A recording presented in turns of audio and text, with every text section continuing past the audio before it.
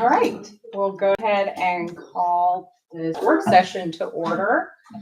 The first item of business is a financial update from our CFO, Ms. Pickle.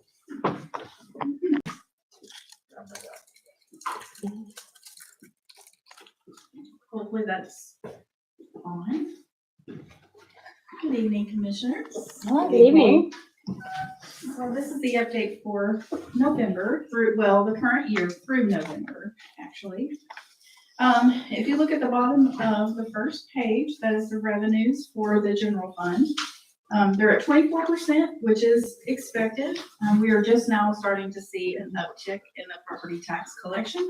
So we expect that to just continually rise.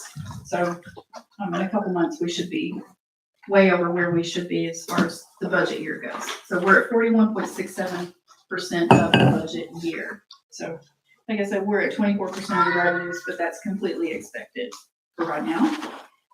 The second page, the expenditures, so right around the middle on the right-hand side is the total expenditures for the general fund, and we're at 40%, which is just a smidge under for the expenses, which is very good.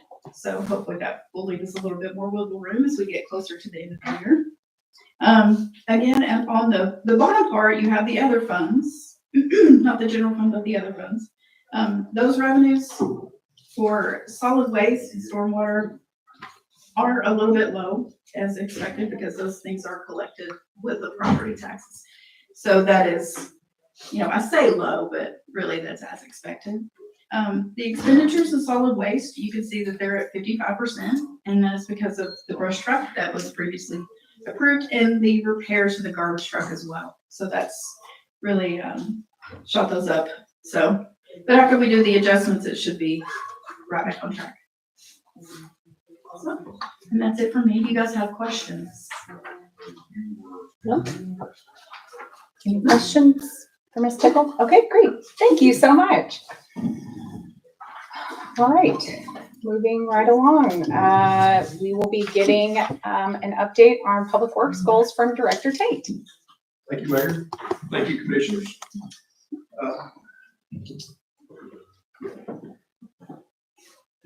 So, opportunity to pull up some slides. So I want to thank you for the opportunity to update you on what's going on in the world of Public Works, especially what's happened over the last 12 to 14 months, as well as give you some updates of current and ongoing activities. In your package was this handout. This was presented to the city manager by myself this past October. And for those in attendance, the same document is displayed on the monitors. I'd like to guide you through the packet and simply highlight some of the accomplishments and some of the outstanding events that have taken place. And so if you'll go flip over to the next page, this is just some information for myself.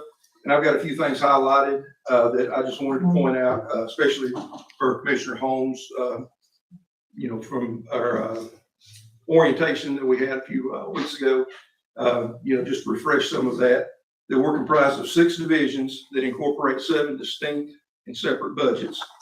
And without the support of this staff, there's really nothing to report. And I just want to emphasize that without the employees that you have provided me with, there's nothing for me to report. But you can see our makeup there from Kate Hackney, the Executive Office Manager, Jeffrey Gravy, Parks Manager, Ricky Reeves, Stormwater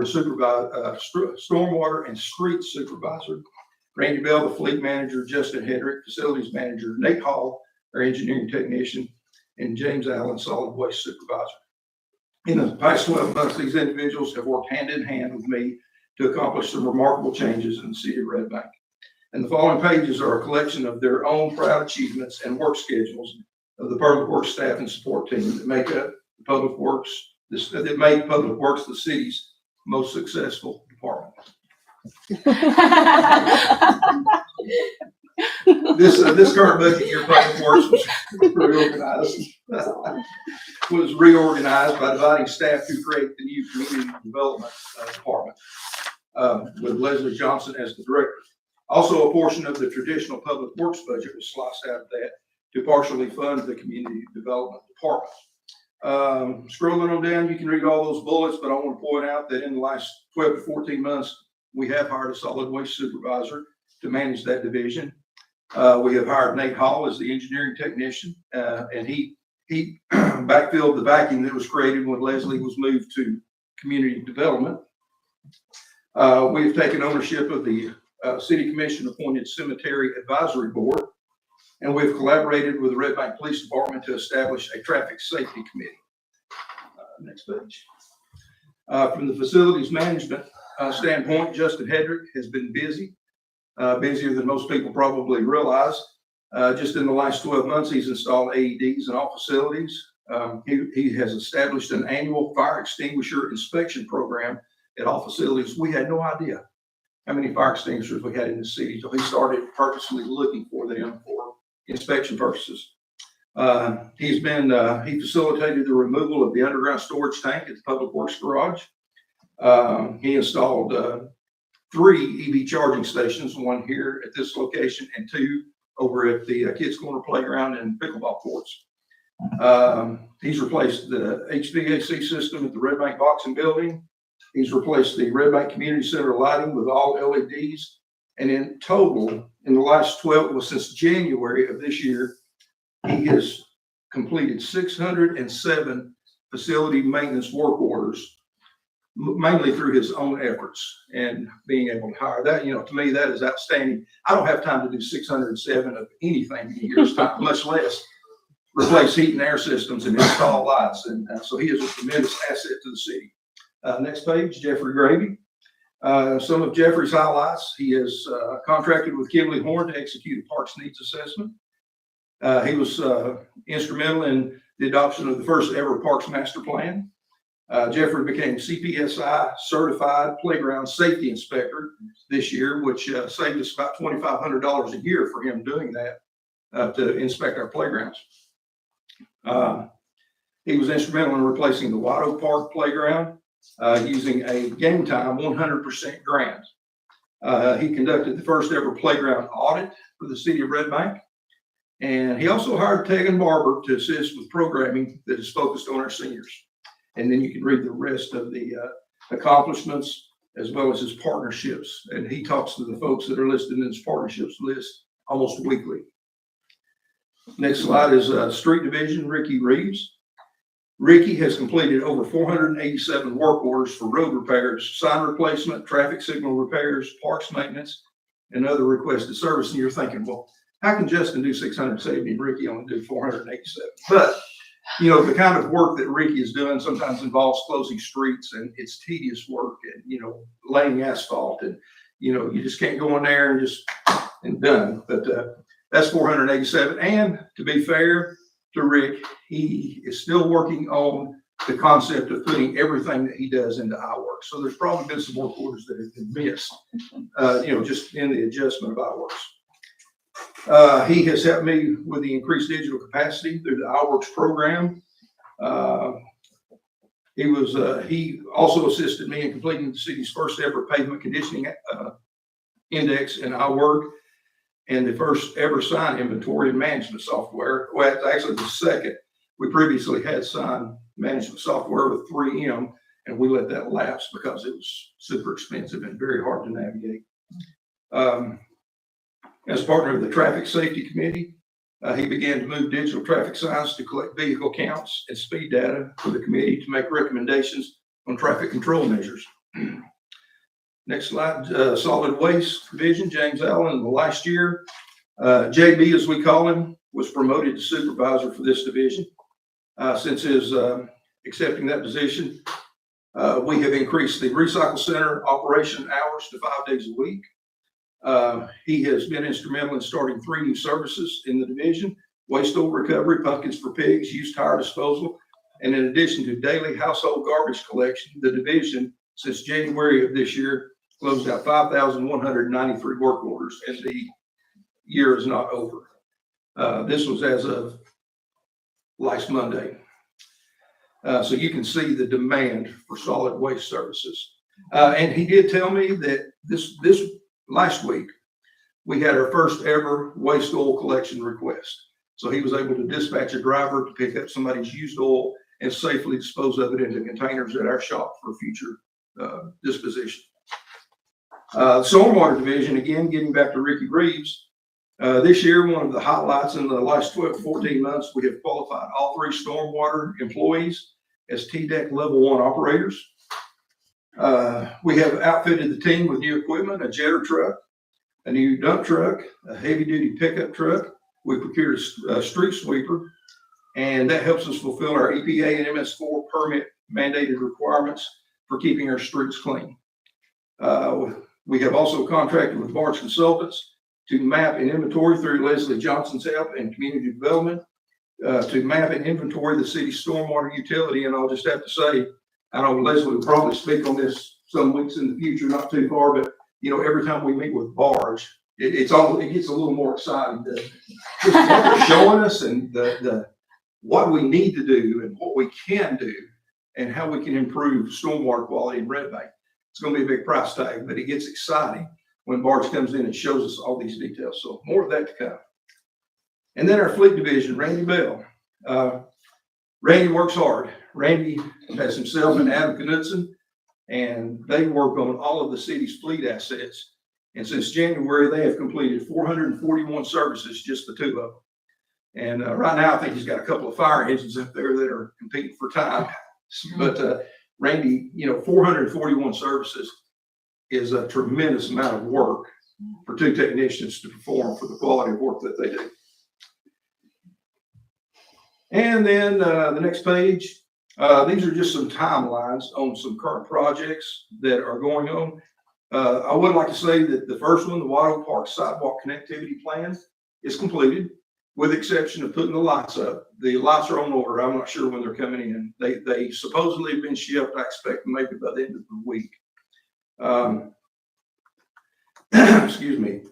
Memorial Drive Sidewalk Connectivity Plan, Justin Hedrick and Nate Hall are currently working on designs, and we hope to, we're going to try to start before the holidays, but it's probably going to be first or second week of January.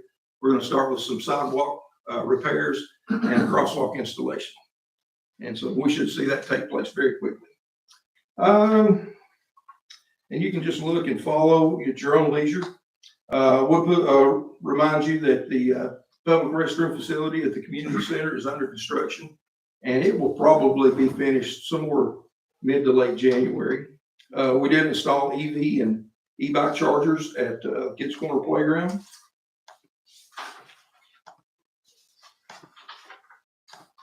And then I'll just let you look at the rest of those. Oh, one other thing.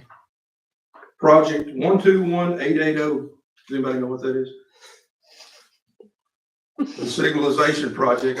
I figured I'd said that so many times that it was just like burnt in everybody's retina. The 121880 is complete. We got an end of work certificate. I am glad to put that behind us. How many years was it, Greg? Yeah, I'm going to say the first documents that I saw on that was 2009, which would have been around 15 years. And I think a lot of the necessary work that really kicked it off probably didn't take place till somewhere around 2015. But it's kind of It's probably the milestone for every. yeah. Commissioners, I will add that is a TDOT realistic timeline for projects of that scale. That is not an outlier. TDOT is aware of that, and they're trying to cut that by years. But these are complicated projects, and we just have to understand that.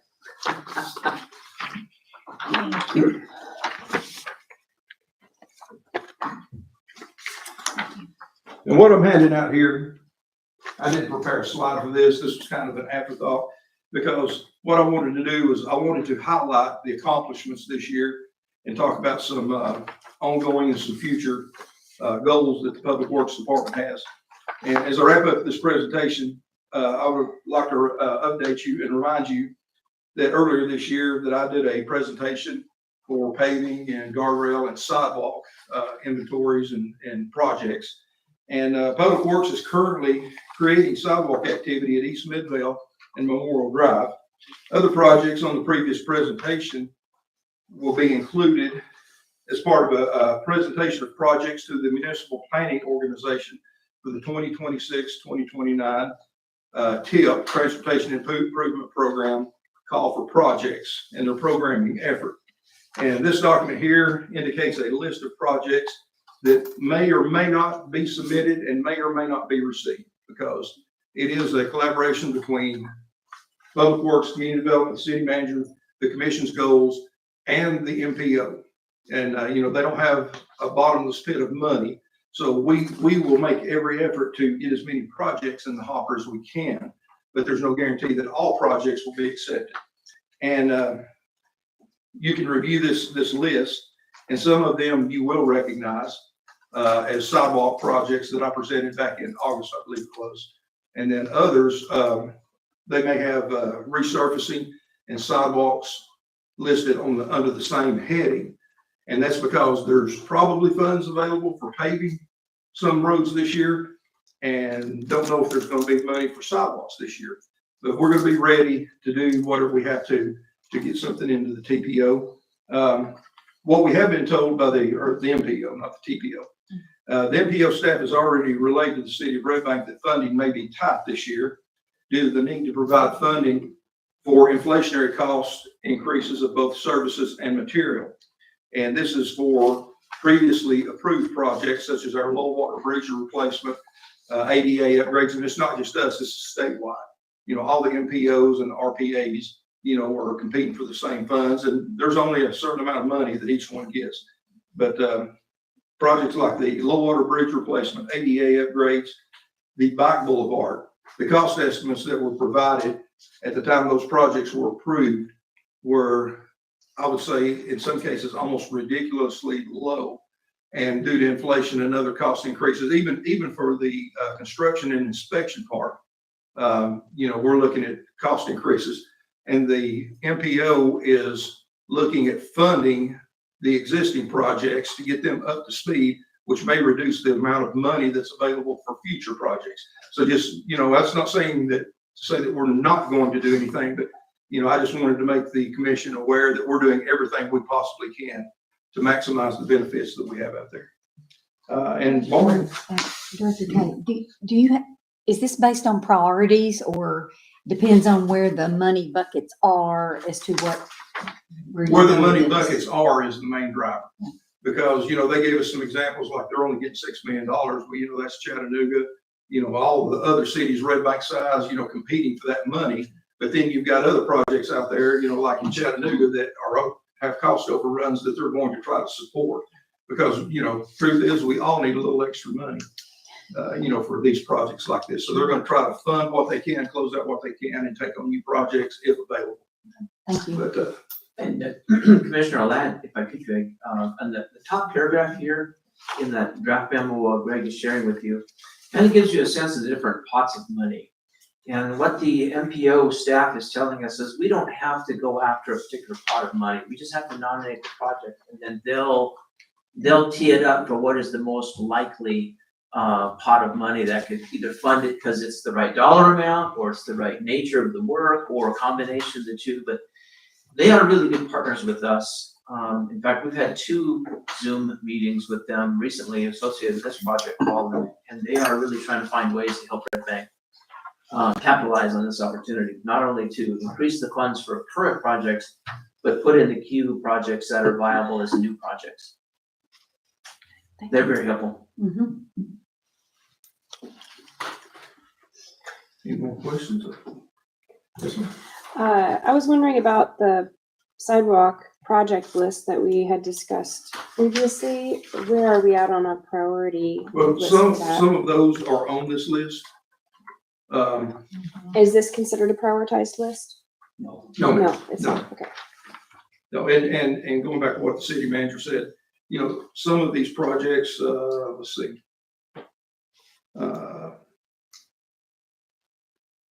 Like the sidewalk connectivity from Browntown to Wickley, that could be automatically funded because of the location or something like that, and it will depend, Betsy Evans told us in our meeting that, based on the potential lack of funding, that it may come down to members of the MPO staff forming a board and looking at everybody's projects and picking the ones that they feel are the most critical.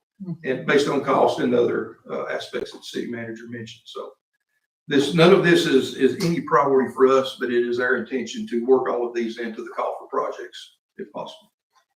What we were trying to do as staff is really get down on paper, the needs. A rough description of scope, where does it start, where does it stop, does it involve stormwater, do we have the right of way? Some of these kind of big picture, and just get them in the queue. And then there's so many other planning efforts that are coming along that will inform, for example, Director Johnson's health department issue that's really looking at right sizing Dayton from south to north. So that may identify areas where we don't need to acquire right of way. We could put in sidewalk without right of way acquisition, and other areas where we know we need sidewalk, but we determine we need to preserve the lanes of vehicle travel, and we would maybe potentially need either do stormwater to cover up an exposed ditch or acquire right of way. So this is really trying to us just get working with TPO and get a conversation started on all these different groupings of need. And frankly, they've just been bouncing around our head for a long time. So this is really an effort on the part of Greg and Nate in particular, but in concert with Michael and Leslie on the planning side and me and the commission to really just get down a list of projects that are known requirements and just see where the funding opportunities take us.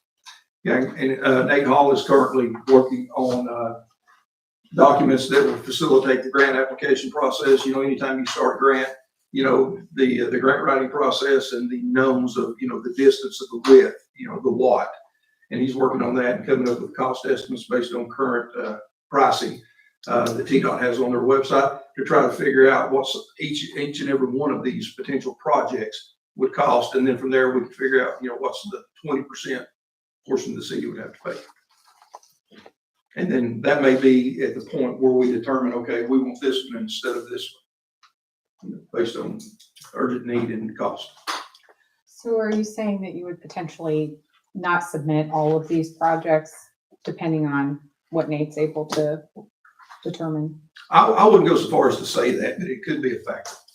It could be, you know, certainly like, you know, Browntown to Gad Road, you know, what do we want to do? One side, both sides, you know, city manager and I talked about Whitley, you know, it may be that we do Whitley and we don't do the Browntown side of Dayton Boulevard. Or, you know, just based on cost. You know, we have to consider, you know, what we're gonna have to put into it too, because I've already gotten one estimate for just the scope of works, $250,000. So, you know, what's a sidewalk gonna cost? You know, and that's what Nate's working to find out those answers, what we can potentially look to pay for some of these projects. Thank you. Any more questions? Director? Yeah, just a comment. I just want to pull back and appreciate kind of the scope of this update and how much Public Works has going on. I mean, I was reading this the other night and it's like, oh my God, it's still going. It's still going. And this is all good. Like, it's amazing. Well, I So, worked on well this. done. I worked on this and I asked my wife to proofread it, to check for grammar and punctuation. And she read it before I presented to city manager. She was the first one to see it. And she goes, so your people do all this? She asked this, her question. She goes, does the city commission know that y'all do all this? I think they have a good idea. And she goes, if not, she goes, you need to share this with them. And then when the city manager and I met, you know, he said, you know, this is something we probably need to share. All departments need to share what they do. But, you know, for so many years, you know, Public Works has just been the Post-it note, you know, work order. And now that we're actually starting to capture and be able to justify, you know, what we do and the budget that we ask for, you know, this just helps. And this is not everything. You know, this is not every little, you know, side detail that, you know, we have to pull somebody off and go take care of a right then emergency. And I just thought the timeline, the timetables for various projects and whatnot are just super helpful. And at a glance, it's just like, oh, okay, that's where we're at. This is good. So, thank you. Thank you. Yeah, I was gonna say, thank you for taking us back to that, because I was gonna say, I think having iWork, I think has just really transformed how you're able to do your work and how your departments are able to do their work. And builds that level of transparency that we're, working to improve in all areas. So thank you. And we're still working on it. We're still trying to improve. Well, it's a tremendous amount of work that you all do for our community, and we thank you for it. Mayor, do you mind if I make an Thank you. additional comment? Please. Public Works is the first up, and you will hear from all the departments, all 6 departments over this meeting plus the next 3. So you'll go into your retreat at the end of February with a recent update, and you'll hear from all the directors, the chiefs, the directors, and the clerk. So who's next? Next up will be Fire, Chief Seiler, and also Director Perry for Finance and Administration. That'll be next commission meeting. Great. And I also wanted to add just my observations with respect to Public Works. I really appreciate the commission trusting us when we proposed the budget and made a big investment in stormwater. I think the biggest change for Public Works is fully staffing the stormwater function with 3 FTE, because then all the crises that came in stormwater were handled by stormwater. We didn't have to borrow people from streets constantly. And so I think that's been a sleeper key to an entirely new level of productivity and efficiency from Public Works. Really was the stormwater additional staffing and resourcing. Absolutely. As the stormwater champion, I second. Let me, if I can add, I think if I remember right, and I failed to put it in the report I gave the city manager back in October, but I went back and looked and I didn't update this one. I should have. I think since January, I think the stormwater team has closed out 247 work orders since January. But those are some of the barge work orders that barge has put in, some that we have discovered. And for a 3-person crew to do that level of work plus sweep the streets and all the other little things that they do, they have really made some improvements in our infrastructure, our stormwater utility itself. Can I ask one more question? Yes, ma'am.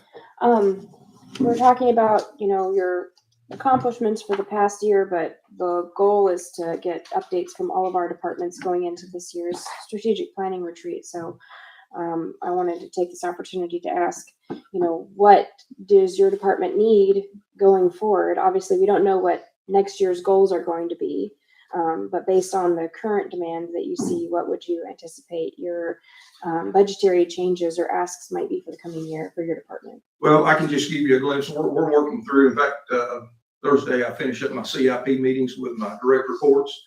I've already started building my CIP, what do you call that? Capital Improvement Program. Yeah, formula. Yeah. And I've already started, and we've already identified, CIP call process. that's it, call for process. We're trying to get like the big guys down there.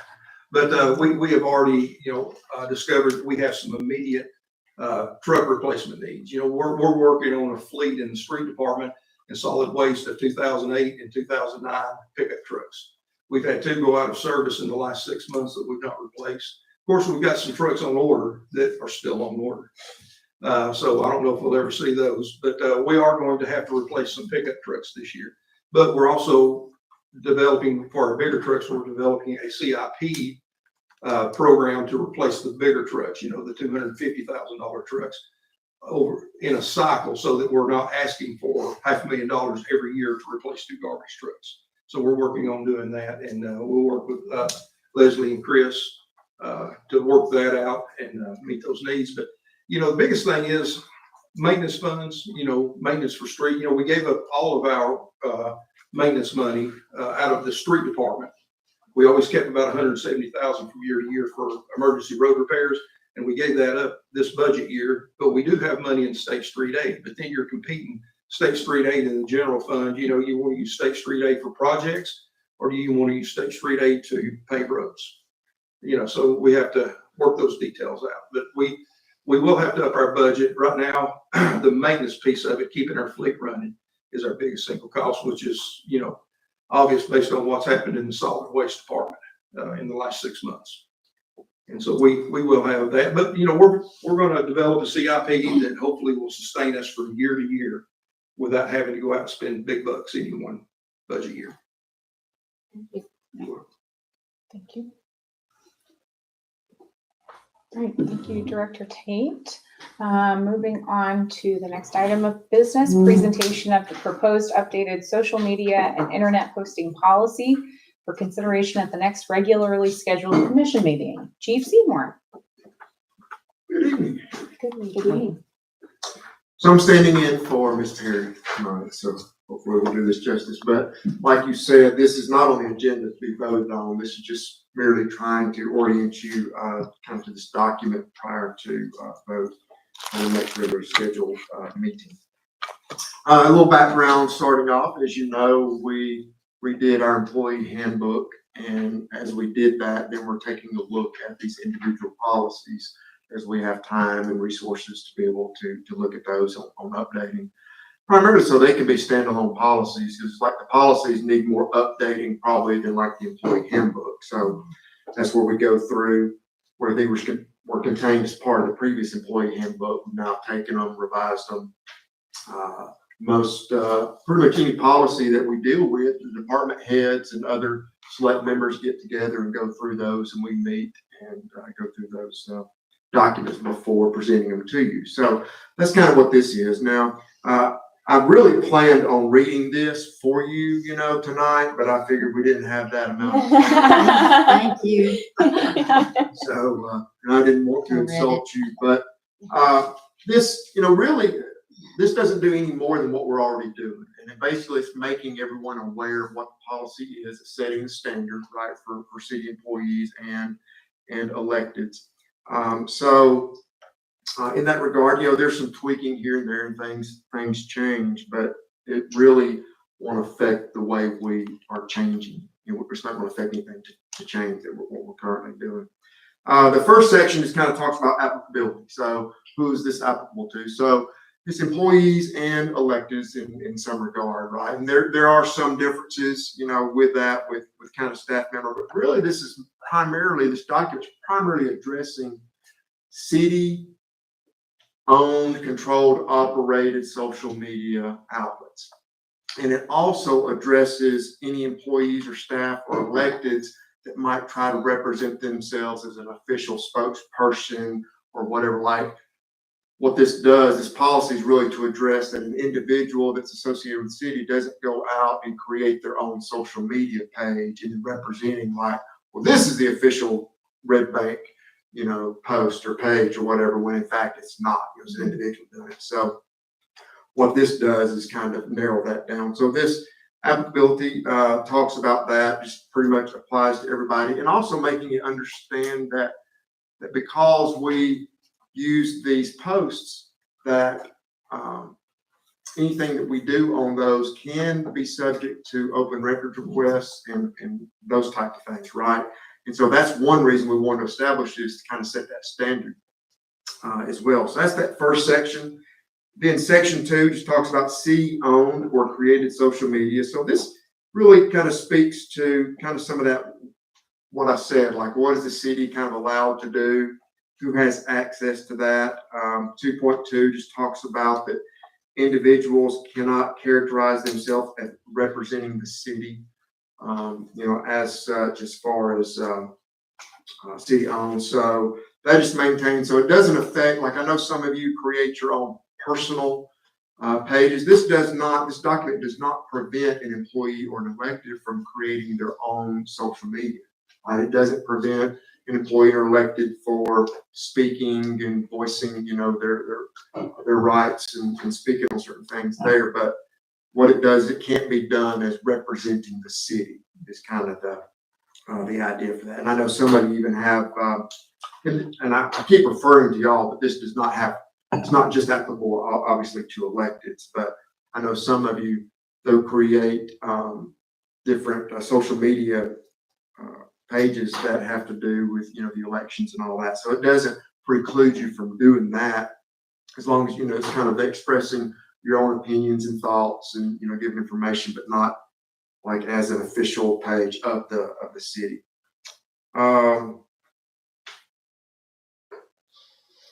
Just trying to hit a few highlights. 2.7 just talks about the social media site is subject to Tennessee Public Records Act, right? So anything that this kind of provides guidelines of us establishing that and making sure that anything that goes on our social media pages at the city, that those are accessible to, for these types of requests and all.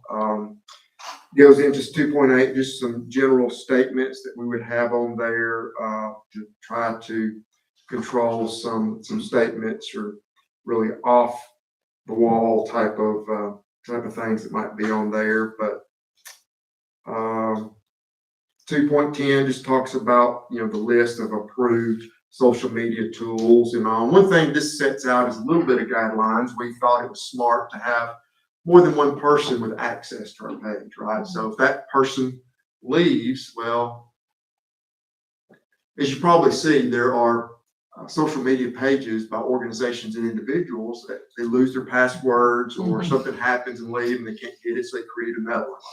Is this hacked? Is this something new? So this policy just kind of establishes that there's more than one person with access to be able to do that have administrative rights and all. And a lot of it goes into control or approval of the city manager. You'll see often things like that. Currently, our primary person that takes care of that is Summer Sheldon, does a fantastic job with keeping us up to date and keeping everybody informed. 2.12 just talks about what kind of setting a policy of what we want to present on the on our social media sites and educating and promoting and things like that. You can see that. Then we kind of get into section 3, which is just non-city social media. This just characterizes, like in 3.1, talks about may not characterize him or herself as representing the city directly or indirectly. So it doesn't prevent people from keeping their webpage. We can't have like a police officer saying they represent the police department and this is what they say. And so the city policy kind of does not allow for that, right? So that section just kind of goes in that information. And there's stuff in here about not disclosing confidential information, even on your non-city sites and things, and criminal justice information, just making sure that we, even though it's kind of standard practice, kind of stating the obvious, but you know, stating the obvious or not stating the obvious still can harm you. So I mentioned about open meeting records. I was talking about like the city, like a personal site. So really, we don't have control over somebody's personal site. So if somebody submits an open records request, well, they can't go to an individual employees. Like the city doesn't have control, right, access to an individual's site. So that's it in a nutshell. I know that was really quick, just kind of give you a basic overview of that. So I don't know if you have any questions regards what I did not lay out is it does provide in 2.11 that the city will just establish some guidelines and things, branding standards, even though we might have 2 or 3 individuals that have access to certain media sites, we still want to kind of keep it standard, you know, across the city. So that 2.11 kind of outlines some of those day-to-day guidelines, so to speak. So now, in your free time, if you haven't already, you can go here and read word for word. Any questions that jump out at you right now that I might be able to help? Section 1.2, I see Don't get MySpace. too complicated now. I see MySpace is referenced. Is that a thing? It is. Still a thing. Alright, great. Glad we got it covered. Just in case. Well, and again, right, that stuff changes so much, right? There's platforms come and go. So that's just giving you examples. Maybe more common. This is still around. Commissioner, we got this draft from MTS, and it'd been around a while, and it did list some defunct platforms. So we went through it, and MySpace actually isn't really anywhere close to being defunct yet, but there were some that were actually defunct, some Google platforms that are pulled the plug on, so. Interesting. Okay. Wow. That is true. All right. Nice. Okay. You'll No be questions? thoroughly entertained by Yes. reading this policy. Thank you. We'll see. We'll be ready Questions to, between yes. now and then, and Ms. Berry hopefully be back. And this will just be a resolution that we vote on at the next meeting, correct? I believe that is correct. Thank you, Chief. Next order of business, amend order of business of commission meetings to include a consent agenda, ordinance number 24-1270. Mr. Graham. Thank you, Mayor, and thank you, Commissioners, and believe it or not, I'm really excited to be here talking about this. When we've all been on a journey together to constantly improve and do better by our meeting procedures, and this is yet another step in that journey. So I don't have anything in the works, well, excuse me, there is in the work session packet is just an example of another local government that's quite highly regarded, it's Oak Ridge. And just as an example to show that they have consent agenda as a part of their proceedings. And then there's some other information in the work session about the merits of consent agenda, but we actually build that into our proposed ordinance.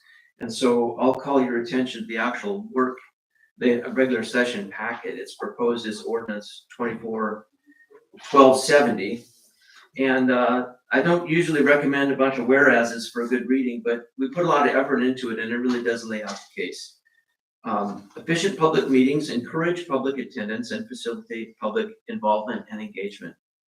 Efficient public meetings respect the value of not only the public's time, but the time of commissioners and staff as well. The purpose of a consent agenda is to streamline meetings. A consent agenda is a common tool used by local governments across the state and nation and is a best practice. A consent agenda is a list of routine items that are grouped together on a meeting agenda and approved in one action.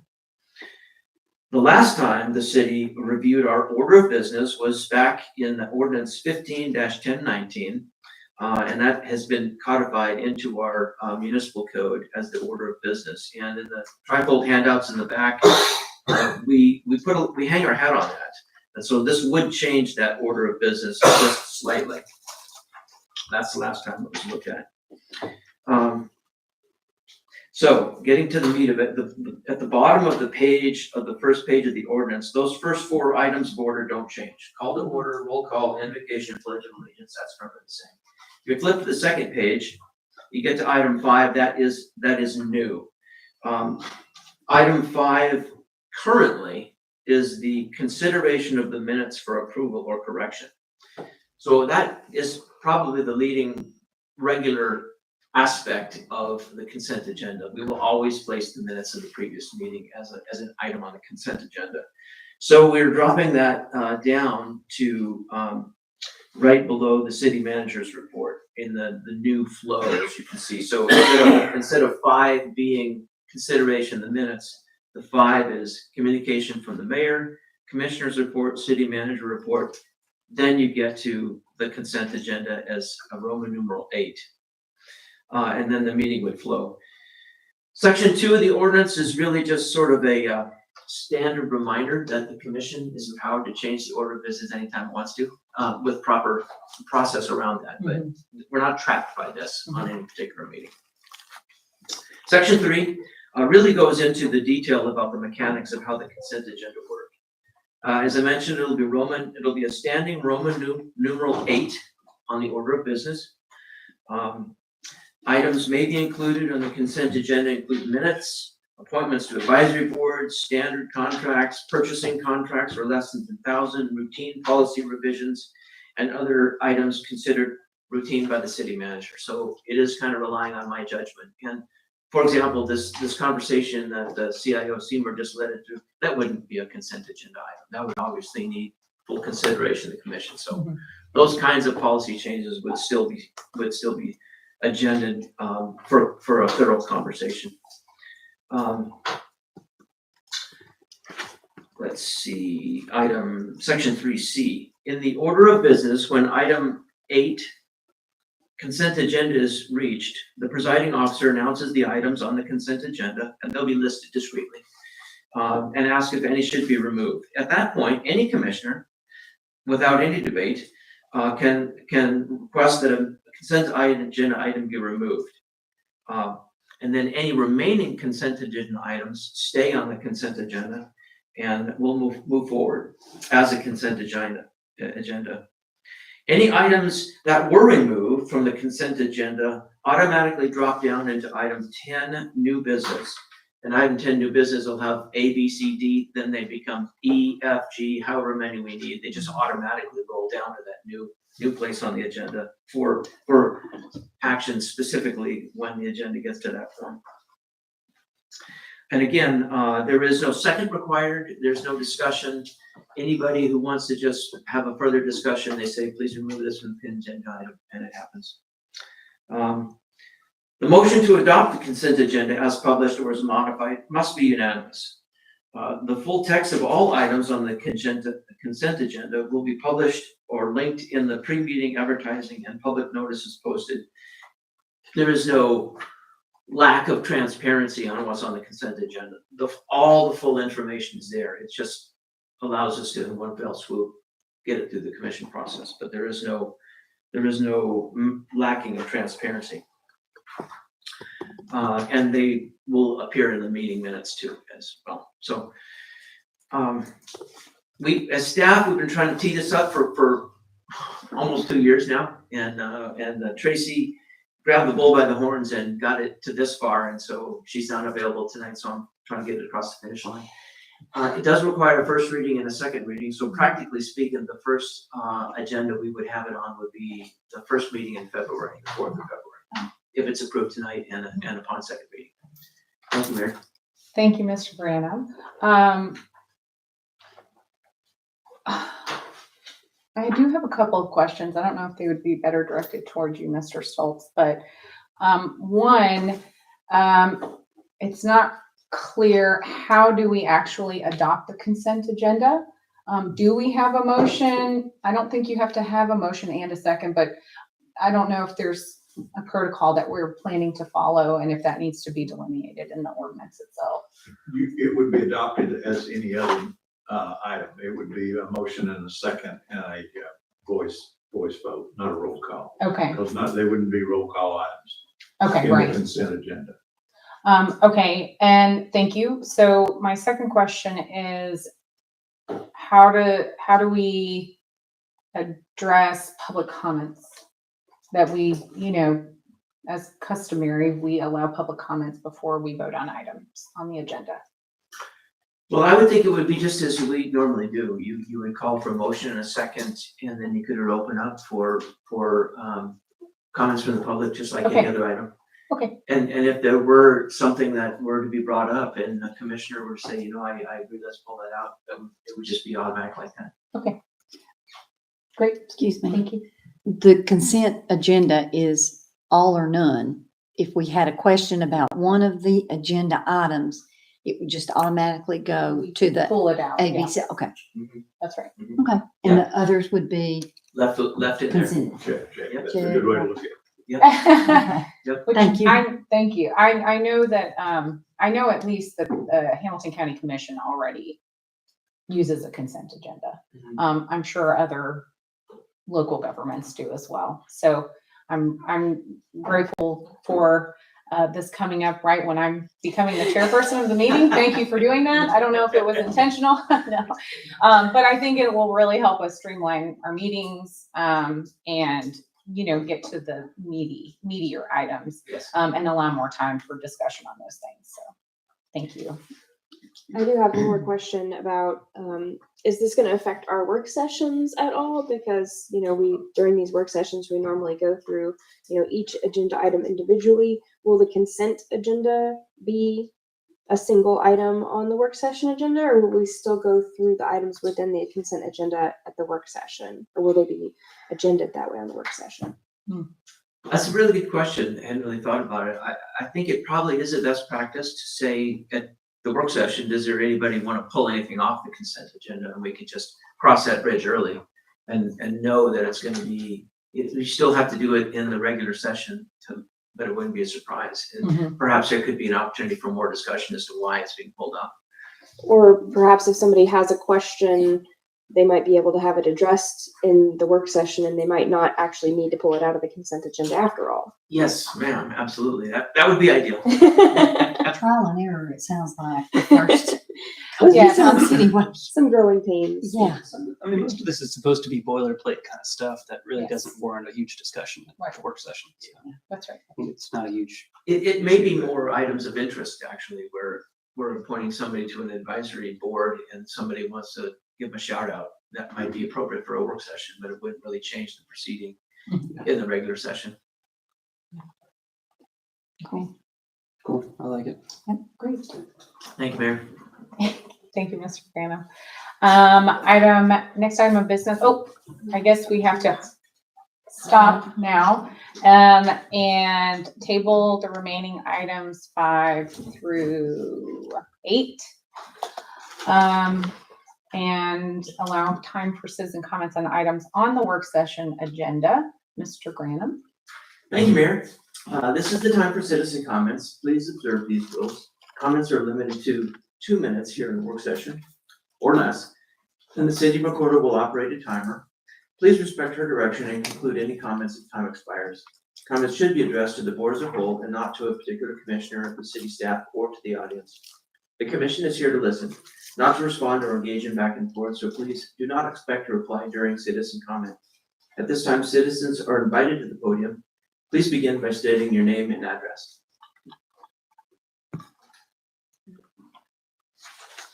Okay. We have no comments. We'll go ahead and adjourn the work. Oh, any other business? Is there any other business? I apologize. Thank you. Nice one. Any other business to discuss? No? Okay. In that case, we will then adjourn the work session and return at 6 o'clock for our regular meeting. Thank you. You always have to remind me I about it. know. It's because I was already out of it. I was waiting for comments. And I was like, I'm done. Just kidding. How are you? No. Did you go, Jamie? Yes, I did.